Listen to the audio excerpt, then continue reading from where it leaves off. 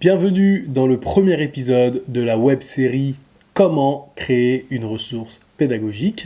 Dans cette série, tu verras tout le processus de création d'une toute nouvelle méthode pour enseigner le français langue étrangère à des débutants. Mais pas n'importe comment. Tu vas l'enseigner en t'amusant. Alors, pourquoi j'ai décidé de créer cette web-série ? Parce que je veux tout simplement me rapprocher de mon audience. On me reproche souvent de ne donner aucune information au sujet de la vie du site, au sujet de ma vie, etc., etc. On me pose souvent des questions sur la création de ressources. Oui, Abdou, tu utilises quel logiciel pour créer tes ressources ? Oui, Abdou, combien de temps ça fait ? Combien de temps tu mets pour créer tes ressources, etc., etc. Bref, ça tombe bien parce que j'ai décidé de créer une nouvelle méthode pour enseigner le FLE au niveau A0, A1, et je te propose que l'on vive cette aventure créative ensemble. Donc, tu verras tout le processus de création de A à Z. Et ce sera aussi une manière de me motiver à créer cette ressource.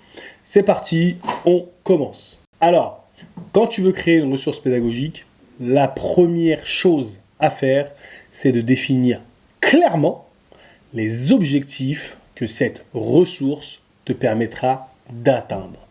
Donc, pour le niveau A1, qu'est-ce que j'ai fait ? J'ai fait un tableau avec plusieurs cases. Tu as une case communication, une case vocabulaire, une case grammaire, une case phonétique et une case jeu. Et je suis allé à la bibliothèque de ma ville avec ce tableau vide. Quand je suis arrivé à la bibliothèque, j'ai pris toutes les méthodes de FLE A1 possibles qui étaient disponibles. Certaines étaient spécialisées dans la grammaire, d'autres dans la production orale, d'autres dans la phonétique. Bref, j'ai tout pris. Avec tous ces livres et mon ordinateur, et Google, etc., etc., j'ai rempli le tableau que j'ai créé et ça a donné ça. Qu'est-ce que j'ai fait ensuite avec tout ça ? J'ai imprimé et découpé tous les objectifs et je les ai posés sur la table. Ensuite, je les ai classés par famille.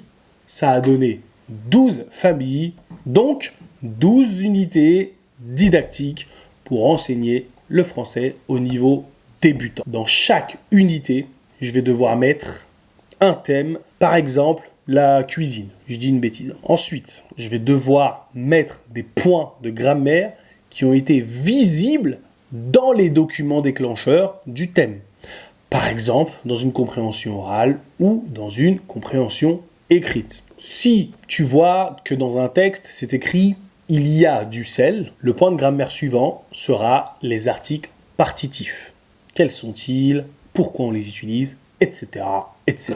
Dans chaque unité aussi, je mettrai le vocabulaire de ce thème, de chaque thème, accompagné d'exercices pratiques. Et dans chaque unité, il faut absolument un point de phonétique pour améliorer l'intonation et la prononciation des élèves. Et finalement, pour chaque unité, je vais créer des jeux qui serviront à créer des automatismes chez les apprenants, que ce soit pour la grammaire, pour le vocabulaire ou pour la phonétique. Je vais absolument trouver un truc ludique, amusant, avec lequel ils pourront s'exercer. Je compte sur toi pour m'aider. Si tu as des idées à me filer, je suis preneur. De toute façon, dans le processus, tu verras, je te poserai des questions. Tu répondras à mes questions. Et voilà quoi, ça va être une création assez collaborative. Donc, dans quel format sera cette ressource pédagogique, cette méthode ?